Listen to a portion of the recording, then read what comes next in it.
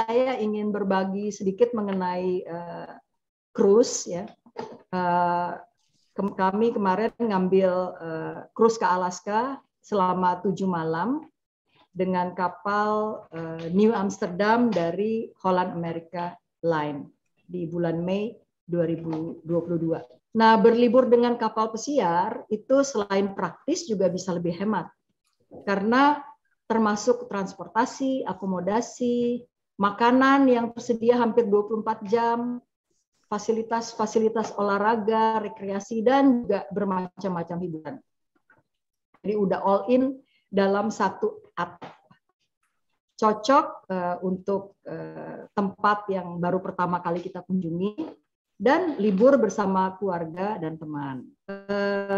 Sekarang yang tersedia periode cruise itu mulai 3 hari yang disebut weekend cruise, atau lebih dari 100 hari world cruise yang mengunjungi banyak negara. Bahkan mungkin Bro HDI tahu ya, si Royal Caribbean itu akan meluncurkan world cruise selama 274 hari.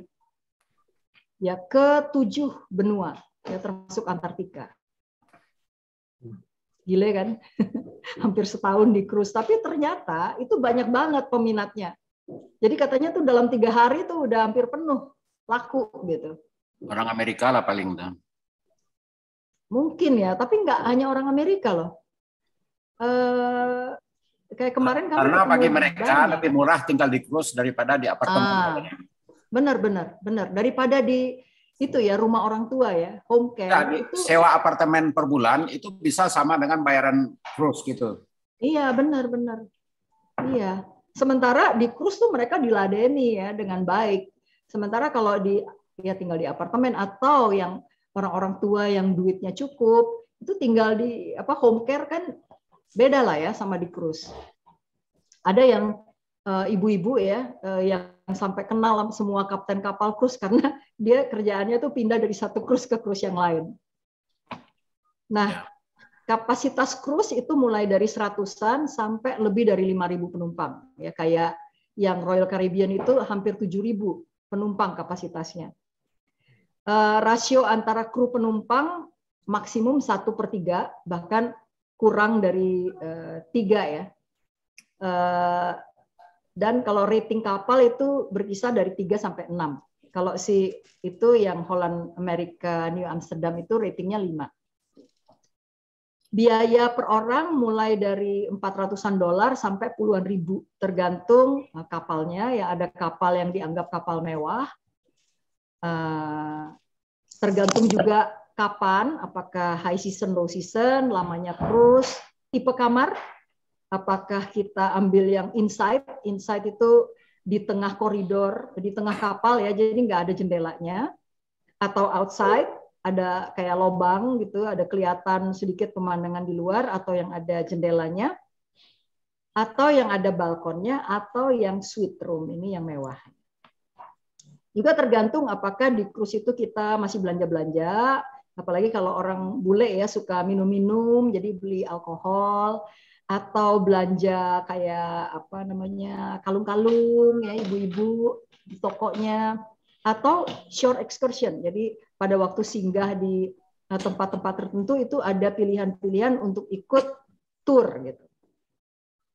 Nah, saya baca rata-rata per orang per hari itu sekarang antara $175 sampai $250. Tentu ini belum termasuk pesawat dan hotel sebelum dan sesudah cruise. Kalau ngambil yang inside itu ada yang 100 rata-rata. Oh gitu ya. Jadi, oke. Ya, tapi yang mungkin ada jendela itu. Tapi mungkin belum termasuk ini, Bro. Belum termasuk port expenses segala ya. Karena memang kalau kita lihat tuh kayak murah, tapi setelah itu ada added charges. Tapi bisa dilihat lagi teman-teman untuk pastinya. Kayaknya udah termasuk deh, karena cuman itu cruise-nya cruise promo ya. Oh, oke. Destination promo. Oke. Ya bagus ya kalau bisa begitu, berarti mestinya lebih terjangkau. Saya yang sekarang pergi lewat Greenland itu balkoni 3.500 12 hari. 3.500 ya. Celebrity Cruise, Iya. 2.500 12 hari, Falconi. Oke.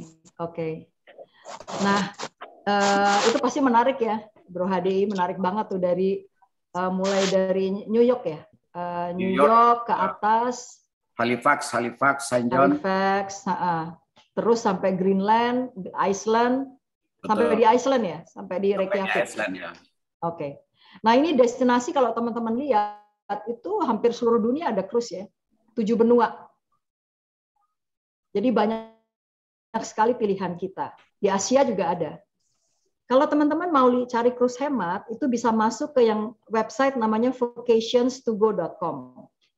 Nah, nanti di sini kita bisa filter lagi. Misalnya kita mau di bulan apa, berapa lama, ke destinasi di mana dari yang ada di sini, atau kita udah spesifik maunya kapal ini, misalnya kayak Bro HDI maunya pakai selebriti, ya. Atau saya suka yang Holland Amerika. Nah, itu bisa. Nanti akan keluar itu berbagai pilihan cruise yang didiskon. Nah, tapi kalau kita mau booking, sebaiknya langsung ke cruise-nya website. Ini hanya untuk cari pilihan-pilihan. Ini di Holland Amerika. Ini kapalnya. Kapasitas penumpangnya itu 2000-an, tetapi waktu kami berlayar jumlah penumpangnya sekitar 1.200, jadi nggak sampai 60% kapasitas. Berangkatnya dari Port Vancouver. Holland Amerika itu makanan dan layanannya dikenal bagus ya. Klasik ya. Kalau Amerika itu sebetulnya lebih cocok untuk oldies, jadi yang kayak kita ya, yang dewasa dan dewasa banget gitu, karena mereka itu hiburannya juga bukan yang hura-hura kayak Princess ya atau Royal Caribbean yang banyak kayak model-model Broadway gitu ya. Holland Amerika ini lebih kayak musik, piano, kemudian ada dance, tapi lebih klasik. Tapi makanan-makanannya banyak yang award winning. Dan terutama di Holland Amerika itu kalau kita suka itu krunya kebanyakan orang Indonesia. Jadi berasa kayak agak-agak kayak Bakesra gitu. Bakesranya Kang Ojon. Ini kru orang Indonesia, kita motret sama mereka, ya mereka sangat senang ketemu kita dan cenderung ngasih perlakuan istimewa ya. Agak-agak KKN gitu. Nah, kami pilih ya, kita berenam ya, pilih Insight. Insight nih Bro Darnel. Kayak gini insight-nya, sederhana. Tetapi untungnya di cruise ya, walaupun kita ambil kamar yang termurah, tapi kita bisa akses hampir semua fasilitas yang ada. Makanannya juga sama. Gitu. Jadi yang membedakan itu cuma kamarnya. Kami juga pernah sih ambil yang ada ini ya, ada apa namanya jendela ya waktu ke Antartika. Tapi ternyata itu juga kalau lagi ada pemandangan bagus, kita lebih suka keluar gitu untuk menikmati itu. Jadi nggak apa-apa kita booking yang Insight untuk menghemat, tetapi memaksimalkan kesempatan menikmati fasilitas-fasilitas yang ada di cruise tersebut. Nah, kapal ini akan mampir di kota-kota. Kalau di Alaska itu misalnya ini ya Juneau, Ketchikan, dan kita di sana seharian dan bisa melakukan kegiatan-kegiatan seperti jalan-jalan atau trekking ya. Atau kalau mau naik beca nih ada juga loh beca di Alaska nih. Atau mau makan king crab, makan king crab di Alaska ya. Nah ini di Skagway di Alaska juga kalau mau bisa naik kereta ke menyusuri tempat-tempat tambang zaman dulu, karena Alaska itu kan berkembang gara-gara dulu ditemukan tambang. Jadi kota-kotanya itu kota-kota tua, banyak bekas-bekas tambang, termasuk juga ini nih daerah prostitusi. Ini contohnya nih rumah kayak rumah kecil ya. disebutnya House of Negotiable Affection. Canggih ya. Judulnya canggih. Ya, begitu. Kemudian di cruise-nya sendiri, walaupun hari-hari biasa, kebanyakan kita bisa casual bajunya, tapi ada formal nights. Jadi formal nights itu yang disebut gala night, harus agak dressy gitu ya. Makan di dining, kemudian ada pertunjukan tertentu. Kalau mau rendam-rendam di whirlpool bisa. Nah ini saya foto ini nih dengan saya ikutan turnamen pingpong nih ceritanya. Jadi nggak sombong sih juara 2 gitu ya, ini juara 1-nya. Ada ini ya lounge. Kenapa saya kasih lihat ini? Ini lounge-nya observation lounge. Kita bisa lihat pemandangan dari kaca. Tapi anak saya tuh agak mabok ya dia, padahal sebenarnya nggak terlalu ombak. Jadi dia kalau lagi mabok dia suka tiduran di sini. Gitu. Nah, apa sih daya tarik utama Alaska? Itu yang disebut Glacier Bay National Park. Ini national park yang masuk World Heritage Site dan merupakan highlight. Jadi tiba di sini itu kapalnya akan seharian jalan pelan-pelan. Kemudian kaptennya itu akan muterin kapalnya, sehingga kita para penumpang tuh bisa melihat, menikmati pemandangan dari secara 360 derajat. Jadi bisa motret pemandangan yang berbeda-beda. Ini di Glacier Bay National Park ada 1000 glacier, bayangin nggak? Ada 1000 glacier di Glacier Bay National Park, dan kita hanya bisa ke sana itu lewat dengan cruise atau terbang ya pakai helikopter. Ya tentu sangat ekonomis ya kita bisa sampai di sini dengan cruise. Apalagi kalau kita pakai inside cabin kayak saya gitu. Itu jauh lebih murah daripada harus naik pesawat atau helikopter. Nah, selain di deck ya kita bisa menikmati glacier ini dari dining room, bisa sambil rendam-rendam air panas. Kalau menantu saya, dia senangnya di gym. Jadi sambil nge-gym, sambil menikmati glacier di Alaska. Nah, sebelum berakhir ya pelayaran yang 8 hari 7 malam itu, cruise-nya juga masih lewat yang namanya College Fjord. Ini deretan glacier-glacier di yang namanya Prince William Sound. Cruise-nya berakhir di kota kecil di Alaska, kira-kira 2 jam dari Anchorage yang namanya Whittier. Jadi inilah perjalanan yang bagi kami sangat-sangat berkesan. Waktu anak-anak masih kecil, kami sudah ke Alaska. Dan rasanya waktu itu menyenangkan ya. Kami 2 kali naik Princess dan Royal Caribbean. Tetapi kali ini ya, rasanya tuh jauh lebih berkesan.